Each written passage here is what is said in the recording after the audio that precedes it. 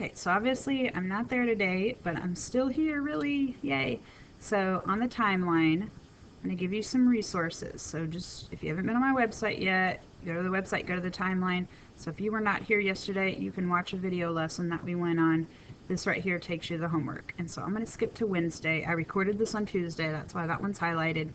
But this is the day I'm out. Once I'm done with this video, this link will also be up here. There are 3 websites that are not required material, but I wanted to show them to you, and it's going to be a good resource for those of you that are struggling with making your own derivative graphs. Okay, I'm going to have 4 iPad minis that are available for you to try this on your own. You'll just have to go to my website and follow these links. So the first one, and again, this is resource for everybody. Okay, so you can see this y equals x squared here. And if I move this little button around, and you'll be able to do this as well, you can see that there's a little tiny point right there. Okay, so what I'm going to do is I'm going to first show that tangent line. So when we're talking about derivative, we're talking about slope of this line. Okay, so the slope, say at x equals -1, it's whatever the slope of this tangent line is. Okay, now I'm going to click this dot. Okay, well, how negative is that slope? It's about -2. And as I move forward, you can see that the slope now becomes 0. And as the slope becomes positive, this red dot goes higher because then the y value of this red dot is going up. Basically, for any given x value, whatever the slope is, that y value determines where that point goes. Now, I'm going to do this again, but this time it's going to trace and kind of leave a line. So if I had x squared, the derivative of that is this line. Okay, and we could do this algebraically, or we could do it with this. You can change this function to some other things. This is getting a little ahead of ourselves, but here we'll do cubic. And so I'll just skip straight to the fun part. And so this will actually graph, and you can see that the derivative of a cubic function is a square function or a parabola. So that's not a coincidence. That's something we'll talk about more later. Okay, so that's the first website. You can explore that to your heart's content. Okay, the second one is identify the derivative function. Okay, this is just matching. So what's going to happen is they're going to give you a graph over here, and you got to figure out which one is the derivative graph. This is what I would look for. See these points down here, here, up here, down here? What's the slope at that point? 0. So whatever my answer is, it should have zeros at -4, 0, and +4. Okay, so I can see the first one looks okay.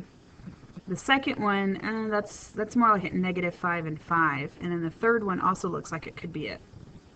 So I got to get more specific. So on my graph over here, the derivative, the slope of the tangent line, which is the derivative, is negative on this side of the graph.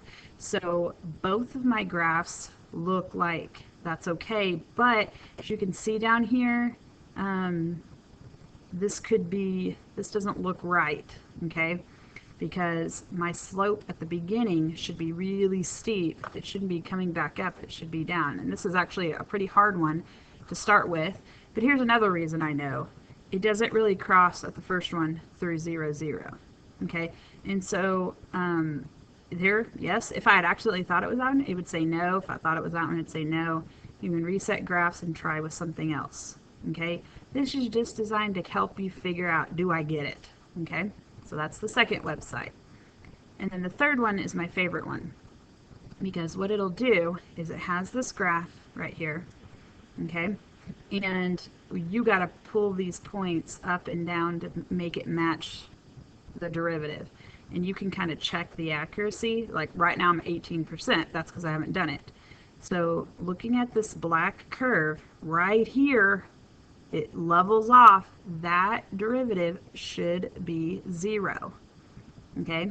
In the first part of the graph, that slope is negative. So I need to pull these down all below. Now I don't know exactly how curvy that should be or what, but I'm just going to kind of go with it. Now from this point all the way up here, that slope is positive. So I'm going to bring those above. And these might be too high. we're just going to check the accuracy in a minute and see. So it was 18%. Now it's 28%. So it's really not that much better. All right, and so you can kind of say, well, maybe these shouldn't be so high. It's pretty flat, you know, and then we'll see if this is better, and then so on.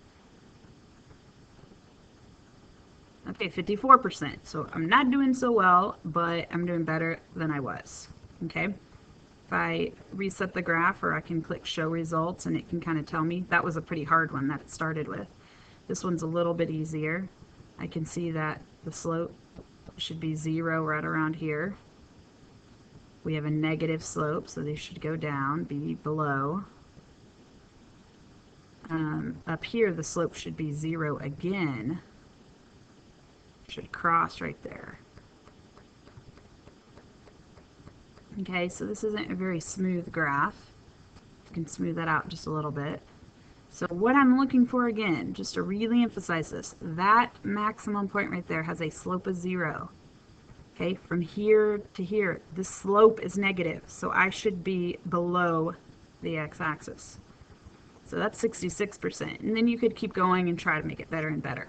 So those are just 3 resources for you to have. Okay, what I would like to do now is to work just a few more of these examples. So we did these 2 examples in class.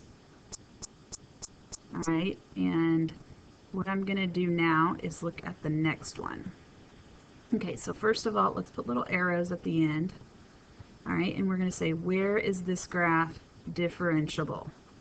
Okay, well, smooth curves, no cusp, no holes, no asymptotes, no vertical tangents. That's differentiable everywhere. Now, before I do the graph, I want to skip over here really quick and talk about, well, when is it not differentiable? See that vertical asymptote there? This graph is, it has a horizontal asymptote as well, but I'm not paying attention to that. We have discontinuity in the middle. If there's discontinuity, it can't be differentiable at that x value. So I am going to skip over 0.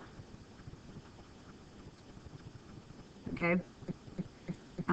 Let me skip down here and do this one. I'm kind of focusing on this, and then we'll go back and do the graphs. So differentiable. Okay, differentiable, differentiable. Oh, we have a cusp again. So I'm going to go negative infinity to 0. And then I'm going to pick back up on 0 and go differentiable, differentiable, differentiable. Let's pretend there's an arrow, so we would put infinity. Okay, what about this one over here? Differentiable. All right, so this is where we have a vertical tangent. This is a semicircle. Okay, if I continue to draw the circle, I know it would be straight up and down right there. So I cannot put brackets next to negative 5 to 5 because I have a vertical tangent happening at those points. So that's how you determine differentiability. Now let's practice graphing the derivative. Okay, so on these curvy ones, look for the places where there's maxes and mins. Okay, those are zeros then. Then say, what is the slope for this first part? This graph is going down. So the slope is negative, so my graph should be below the x-axis. From here to here, the slope is positive. It's pretty small, but it's positive, so I'm going to be above. From here to here, the slope is negative, so I'm going to go below. From here to here, slope is positive, so I'm going to go above. This is just a sketch. It's not perfect. It's a sketch. Okay, there are no maxes and mins on this problem.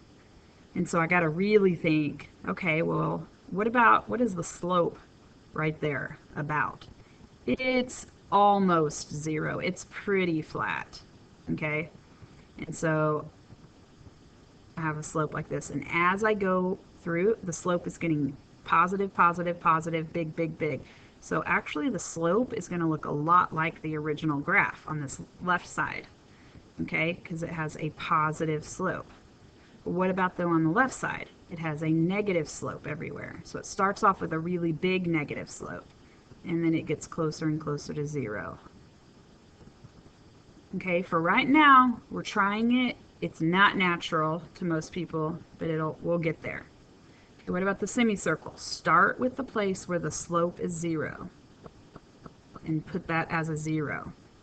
Then think about, okay, what is the slope here? Slope is positive.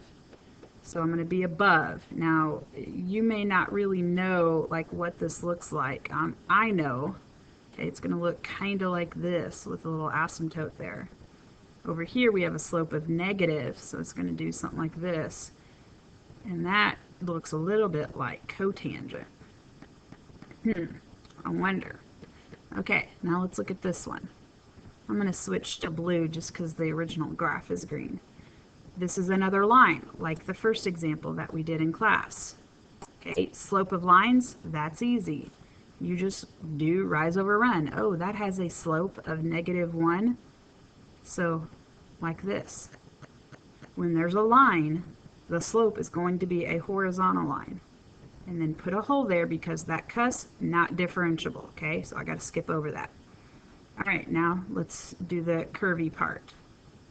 So again, I find the maxes and mins, and those are zeros. And then I say, okay, slope is positive there. Okay, and it kind of looks like it's starting out at 1. So I'm going to do like this. Slope now is negative, so go below the x-axis.